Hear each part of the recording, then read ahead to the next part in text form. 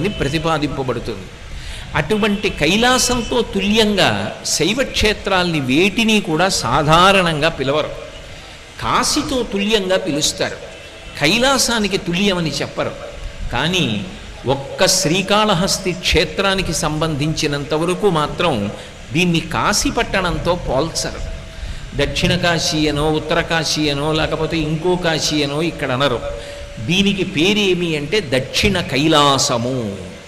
పురాణంలో దీన్ని ఏమని పిలిచారంటే దక్షిణ కైలాసమే శ్రీకాళహస్తి పట్టణము అని పిలిచారు. అంటే కైలాసవాసి అంటారు. కైలాసమునందు ఉండడం ఎంత గొప్పదో శ్రీకాళహస్తి క్షేత్ర ప్రవేశము కానీ, శ్రీకాళహస్తి క్షేత్రమునందు ఉండడం కానీ, శ్రీకాళహస్తిలోకి రావడం కానీ, శివదర్శనం చెయ్యడం కానీ, అథవా ఈ క్షేత్రంలో ఎక్కడ నిలబడి